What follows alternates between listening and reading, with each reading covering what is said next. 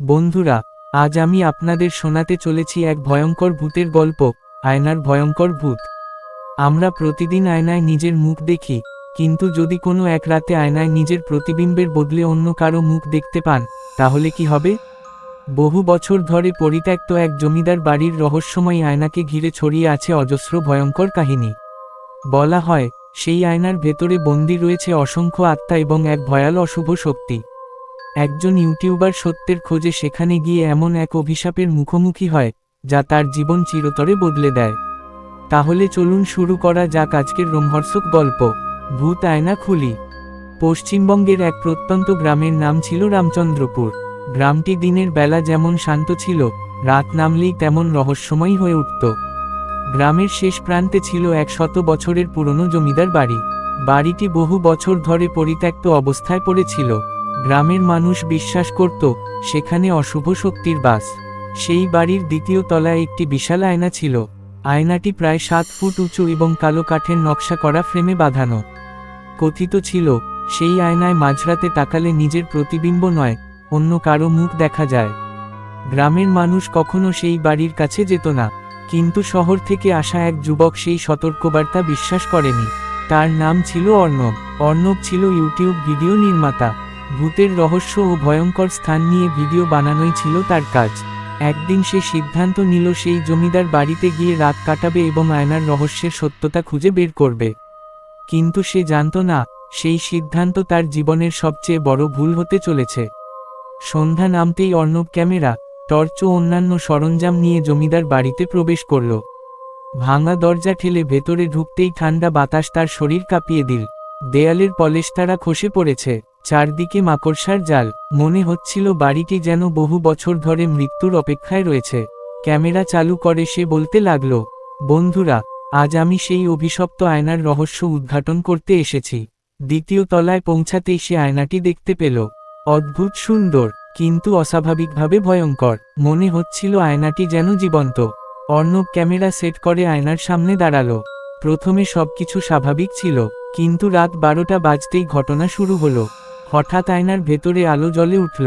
অর্ণব নিজের প্রতিবিম্ব দেখতে পেল না, বরং দেখতে পেল সাদা শাড়ি পরা এক মহিলাকে। মহিলাটি ধীরে ধীরে হাসছিল। অর্ণব ঘুরে পিছনে তাকালো, কেউ নেই। আবার আয়নার দিকে তাকাতেই মহিলাটি আরও কাছে চলে এসেছে। তার চোখ দুটো সম্পূর্ণ কালো, মুখে অস্বাভাবিক হাসি। ঠিক তখনই আয়নার ভেতর থেকে একটি ফিসফিস শব্দ ভেসে এল, আমাকে মুক্তি দাও। অর্ণবের শরীর ঠান্ডা হয়ে গেল, কিন্তু কৌতূহল তাকে সেখান থেকে পালাতে দিল না। সে বুঝতে পারল না, এই মুহূর্ত থেকেই তার জীবনে ভয়ের প্রকৃত শুরু হয়েছে। পরদিন সকালে অর্ণব বাড়ি ফিরে এল। রাতের ভিডিও দেখে সে হতবাক। ক্যামেরায় সেই মহিলার কোনো ছবি নেই, আয়নায় শুধুমাত্র অর্ণবের প্রতিবিম্ব দেখা যাচ্ছে। কিন্তু সে নিশ্চিত ছিল সে যা দেখেছে তা সত্য। সেই রাতেই সে প্রথম অদ্ভুত স্বপ্ন দেখল। স্বপ্নে দেখল, সে আয়নার সামনে দাঁড়িয়ে আছে। আয়নার ভেতরে সেই মহিলা দাঁড়িয়ে। হঠাৎ মহিলা আয়নার কাঁচ ভেঙে বেরিয়ে এল। তারপর অর্ণবের কানে ফিসফিস করে বলল, আমি তোমার সঙ্গে এসেছি। অর্ণব চিৎকার করে ঘুম থেকে উঠল। ঘড়িতে রাত 3:13। ঠিক তখনই তার শোবার ঘরের আয়নায় টক টক টক শব্দ হতে লাগলো। সে ভয়ে তাকালো। আয়নার ভেতরে কয়েক সেকেন্ডের জন্য সেই মহিলার মুখ দেখা গেল। তারপর সব অন্ধকার। অর্ণব বুঝতে পারল কিছু একটা তার সঙ্গে বাড়ি পর্যন্ত চলে এসেছে। পরদিন সকাল হলেও অর্ণবের চোখে ঘুম ছিল না। সারা রাত সে আতঙ্কে কাটিয়েছে। বারবার তার মনে হচ্ছিল, ঘরের প্রতিটি আয়নার ভেতর থেকে কেউ তাকে দেখছে। সে নিজেকে বোঝানোর চেষ্টা করল যে সবই হয়তো কল্পনা। কিন্তু দুপুরে ভিডিও এডিট করতে বসতেই নতুন এক রহস্য তার সামনে এল। ভিডিওর এক জায়গায় হঠাৎ স্ক্রিন ঝাপসা হয়ে গেল। তারপর মাত্র 2 সেকেন্ডের জন্য একটি মুখ দেখা গেল, সাদা শাড়ি পরা সেই মহিলা। কিন্তু আরও ভয়ঙ্কর বিষয় ছিল, ভিডিও রেকর্ডিং এর সময় সেই জায়গায় কেউ ছিল না। অর্ণব ভিডিওটি বারবার চালিয়ে দেখল, মহিলার ঠোঁট নড়ছে। সে শব্দ বাড়িয়ে শুনতে চেষ্টা করল। অনেক কষ্টে একটি বাক্য স্পষ্ট হলো, আয়নার ভেতরে সে এখনও আছে। অর্ণবের শরীর কেঁপে উঠল। সে বলতে কাকে বোঝানো হয়েছে? সেই প্রশ্নের উত্তর খুঁজতে সে আবার রামচন্দ্রপুর গ্রামে ফিরে যাওয়ার সিদ্ধান্ত নিল। গ্রামে পৌঁছে অর্ণব গ্রামের সবচেয়ে বয়স্ক ব্যক্তি হরিপদ কাকার সঙ্গে দেখা করল। হরিপদ কাকা আয়নার কথা শুনেই মুখ ফ্যাকাশে করে ফেললেন। তিনি বললেন, ওই আয়নার গল্প আজ থেকে প্রায় 100 বছর আগের। জমিদার রুদ্রনারায়ণের একমাত্র মেয়ে ছিল মৃণালিনী। সে ছিল খুব সুন্দরী, কিন্তু তার সৎমা তাকে সহ্য করতে পারত না। একদিন ষড়যন্ত্র করে তাকে সেই ঘরে বন্দি করে রাখা হয়। ঘরে ছিল শুধু সেই বিশাল আয়না। কয়েকদিন পর মৃণালিনীকে মৃত অবস্থায় পাওয়া যায়, কিন্তু মৃত্যুর আগে সে নাকি আয়নার দিকে তাকিয়ে বলেছিল, আমার আত্মা এখানেই থাকবে। সেই রাত থেকেই বাড়িতে অদ্ভুত ঘটনা শুরু হয়। যারা আয়নার সামনে দাঁড়াত, তারা কিছুদিনের মধ্যে নিখোঁজ হয়ে যেত।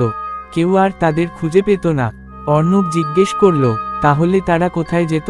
হরিপদ কাকা কাপা গলায় বললেন, লোকেরা বলে আয়নার ভেতরে। সেই রাতেই অর্ণব আবার জমিদার বাড়িতে গেল। এবার সে একা নয়, সঙ্গে ছিল তার বন্ধু রাহুল। রাত 12টার কিছু আগে তারা আয়নার ঘরে পৌঁছালো। ক্যামেরা চালু করা হলো। ঘড়িতে 12টা বাজতেই ঘরের তাপমাত্রা হঠাৎ কমে গেল। টর্চের আলো ম্লান হয়ে এল। তারপর আয়নার ভেতরে ধীরে ধীরে একটি অন্ধকার ছায়া দেখা দিল। প্রথমে মনে হচ্ছিল মানুষের মতো, কিন্তু পরে দেখা গেল তার হাত পা অস্বাভাবিক লম্বা। মুখ নেই, চোখ নেই, শুধু দুটি লাল আগুনের মতো বিন্দু। রাহুল ভয় পিছিয়ে গেল। হঠাৎ আয়নার কাছে ফাটল ধরতে শুরু করল। টক টক টক, প্রতিটি শব্দের সঙ্গে ছায়াটি বড় হতে লাগল। তারপর আয়নার ভেতর থেকে একটি কর্কশ কণ্ঠ ভেসে এল, আরেকজন, আমার দরকার আরেকজন। হঠাৎ রাহুল চিৎকার করে উঠল, কারণ সে দেখতে পেল আয়নার ভেতরে তার নিজের প্রতিবিম্ব নেই, বরং দাঁড়িয়ে আছে একটি বিকৃত মৃতদেহ। আর সেই মৃতদেহের মুখটা ঠিক তারই মতো। পরের মুহূর্তে আয়না থেকে একটি কালো হাত বেরিয়ে এসে রাহুলের গলা চেপে ধরল। রাহুল মাটিতে পড়ে গেল। অর্ণব তাকে টেনে সরিয়ে নিল, কিন্তু তখনই ঘরের দরজা নিজে থেকেই বন্ধ হয়ে গেল। চারপাশ অন্ধকারে ডুবে গেল, আর আয়নার ভেতরের ছায়াটি ধীরে ধীরে বাইরে আসতে শুরু করল। ঘর জুড়ে তখন মৃত্যুর মতো নীরবতা। অর্ণব আর রাহুল দরজার দিকে দৌড়ে গেল, কিন্তু দরজা যেন পাথরের মতো শক্ত হয়ে গেছে। যতই ধাক্কা দেয়, খুলছে না। পেছনে থেকে কাঁচ ভাঙার শব্দ শোনা গেল। চরর। তারা ঘুরে তাকাতেই দেখল আয়নার মাঝখানে বিশাল ফাটল তৈরি হয়েছে। সেই ফাটলের ভেতর থেকে কালো ধোঁয়ার মতো কিছু বেরিয়ে আসছে। ধোঁয়াগুলো ধীরে ধীরে মানুষের আকার নিল। তারপর দেখা গেল সেই ভয়ঙ্কর ছায়ামূর্তি। তার শরীর কঙ্কালের মতো শুকনো, হাত দুটো মাটিতে লম্বা হয়ে ঝুলছে, চোখের জায়গায় জ্বলছে লাল আগুন, আর মুখের ভেতরে সারি সারি ধারালো দাঁত। রাহুল ভয় কাঁপতে কাঁপতে বলল, ওটা মানুষ নয়। ছায়ামূর্তিটি ধীরে ধীরে তাদের দিকে এগিয়ে আসতে লাগল। হঠাৎ অর্ণবের কানে একটি মেয়েলি কণ্ঠ ভেসে এল, পালাও না, আমাকে বাঁচাও। সে চারদিকে তাকালো, কেউ নেই। আবার কণ্ঠস্বর এল, আমি মৃণালিনী, আমি আয়নার ভেতরে বন্দী। অর্ণব বুঝতে পারল, আয়নার ভেতরে শুধু দুষ্ট আত্মা নয়,